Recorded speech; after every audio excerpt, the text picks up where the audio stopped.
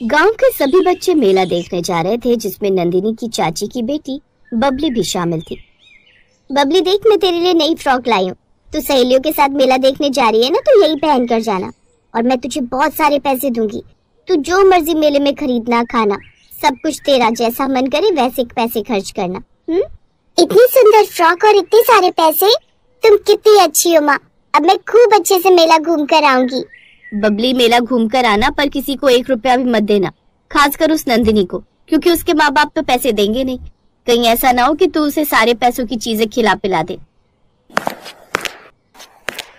हमारी रानी बिटिया मेला घूमने जा रही है, खूब मजे करना। जाओ बच्चों के साथ मेला घूम कर आओ। नंदिनी की चाची बहुत बुरे स्वभाव की थी। उसे पैसों का बहुत घमंड था। उसने वैसा ही अपनी बेटी को बना दिया था। इधर बबली मेले में जाने के लिए ढेरों तैयारी कर रही थी। उधर बेचारी नंदिनी मेला देखने तो जा रही थी, पर मेले में जाने के लिए उसके पास इतने पैसे नहीं थे। नंदिनी बिटिया, तेरे बापू ने ये 20 रुपए दिए हैं, मेले में खुद से कुछ खाना, समझ गई? कहीं ऐसा ना हो कि तू कुछ खाए ना और हमारी चिंता में रहे। हम घर पर कुछ खा लेंगे, लेकिन तू भूखी मत रहना। सबके साथ मिलकर मेले में अच्छे से घूमना और ज्यादा देर मत करना, समय से घर आ जाना। ठीक है माँ, आप दोनों भी अपना ख्याल रखना। नंदिनी और बबली दोनों अपने अपने घर से सहेलियों के साथ मेला देखने के लिए निकलती हैं। बबली घमंड में भरी हुई नई फ्रॉक पहनकर खूब सारा सामान लेकर मेला देखने जा रही थी और नंदिनी अपने माता पिता को प्रणाम करके रोटी का डिब्बा हाथ में लेकर सहेलियों के साथ मेला देखने के लिए निकल पड़ती है। सारी सहेलियां मेले में पहुंचती हैं। बबली, तेरी फ्रॉक तो बहुत सुंदर लग रही है। देख, मैंने भी नई फ्रॉक पहनी है। हम सबने नए कपड़े पहने हैं। हम सबने तो नए कपड़े पहने हैं, पर इस नंदिनी ने देखा कितनी फटी हुई पुरानी फ्रॉक पहनी है। ए नंदिनी, क्या तू आज के लिए नई फ्रॉक नहीं खरीद सकती थी? तुम सबने इसे साथ मिलाकर बहुत बड़ी गलती कर दी। कितनी गरीब सी है ये। तो तू इसको साथ आने के लिए मना कर देती तो हम भी मना कर देते। साथ आने के लिए मैं मना नहीं कर सकती थी ना, क्योंकि है तो मेरे सगे ताऊ जी की बेटी ना। इसी वजह से मेरे माँ बापू ने कहा कि तू इससे तो ले जा, पर इससे ज्यादा बात मत करना। चलो मेले में चलकर कुछ खाते हैं। एक काम करो, तुम लोग उधर कुछ खा लो, तब तक मैं मेले में ऐसे ही घूम लेती हूँ। हमें पता है तू हमारे साथ क्यों नहीं जा रही, क्योंकि तेरे पास कुछ खाने के लिए पैसे ही नहीं है और हम तुझे अपने में से बिल्कुल भी कुछ नहीं खिलाएंगे। चलो हम सब वहाँ चलते हैं। इसे यहाँ खड़ी रहने दो, घूमती रहेगी अकेली। बबली और उसकी सहेलियां दूसरी तरफ खाने पीने चली जाती हैं। नंदिनी इधर उधर घूमने लगती है। नंदिनी के पास रोटी थी, इसलिए उसने सोचा, मेरे पास रोटी है, मैं रोटी खा लेती हूँ और इन पैसों से माँ के लिए कुछ खरीद ले जाऊंगी। हाँ, ये ठीक रहेगा। नंदिनी की नजर एक दुकान पर जाती है। सिलबट्टा। हाँ, माँ कह रही थी कि उनका सिलबट्टा टूट गया है। अगर मैं उनके लिए इन पैसों का सिलबट्टा खरीदूं तो मैं बहुत खुश होंगी। बेटी, बहुत भूख लगी है, कुछ खाने को दे दो। दादी माँ, आपको भूख लगी है? ये लो, मेरे पास रोटी है, आप खा लो। अगर तुम्हारी रोटी मैं खाऊंगी तो तुम क्या खाओगी? कोई बात नहीं दादी माँ, मैं घर जाकर खाना खा लूंगी। ये रोटी आप खा लो। बूढ़ी औरत फटाफट से रोटी खा लेती है। बिटिया, तुम बहुत अच्छी हो। क्या नाम है तुम्हारा? मेरा नाम नंदिनी है। तुम बहुत दयालु भी हो। तुमने मुझे रोटी खिलाई, मेरा पेट भर गया। तुम्हें ये सब अच्छी बातें किसने सिखाई? मेरे माँ बापू ने। वो कहते हैं कि जब भी कोई भूखा या जरूरतमंद देखो तो उसकी मदद जरूर करो। बहुत अच्छे संस्कार दिए हैं तुम्हारे माता पिता ने तुम्हें।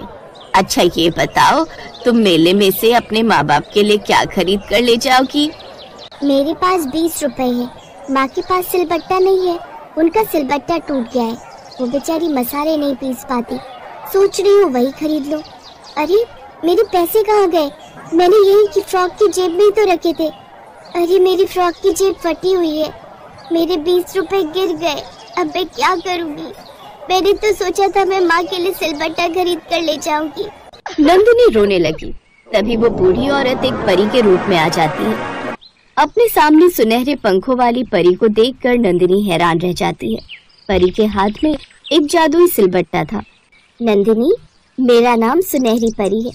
मैं ऐसे ही लोगों की परीक्षा लेती हूँ और जो मन के दयालु और ईमानदार होते हैं उनकी मैं हमेशा मदद करती हूँ, जैसे तुम सबकी मदद करती हो नंदिनी। ये जादुई सिलबट्टा है, इस पर कोई भी मसाला रखकर पीसा जा सकता है। कोई भी सब्जी या मसाले इस पर रखते से ही पिस जाया करेंगे। सच परी दीदी, ये तो बहुत अच्छा हो जाएगा। अब मेरी माँ को मेहनत नहीं करनी पड़ेगी, वो बेचारी बहुत थक जाती थी। आपका बहुत बहुत धन्यवाद परी दीदी। नंदिनी को जादुई सिलबट्टा देकर परी गायब हो जाती है। कुछ देर बाद बबली अपनी सहेलियों के साथ मेले में घूमकर खा पी कर लौट आती है।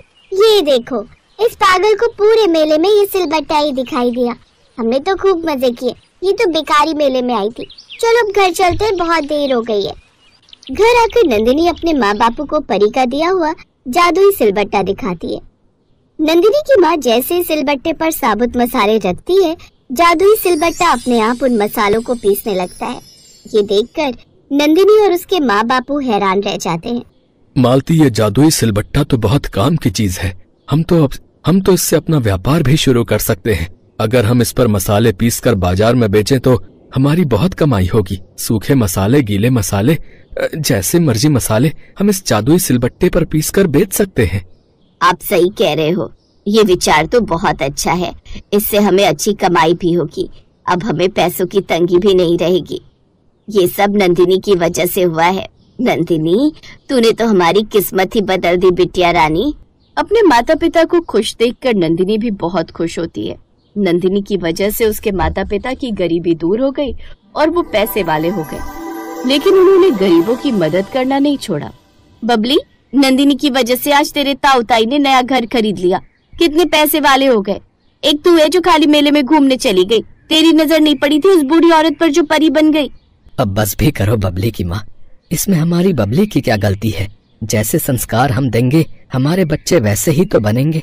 मुझे तो सीख मिल गई कि बच्चों को अच्छे संस्कार दो। आज नंदिनी को मालती भाभी और रमेश भैया ने अच्छे संस्कार दिए और देखो आज उनकी किस्मत बदल गई और वो हमसे भी ज्यादा पैसे वाले हो गए। अब हमें भी बदल जाना चाहिए। बदले की भावना का त्याग कर दो। चलो भैया भाभी को बधाई देने चलते हैं। उन्होंने नई हवेली खरीदी है और हमें मुहूर्त पर बुलाया है।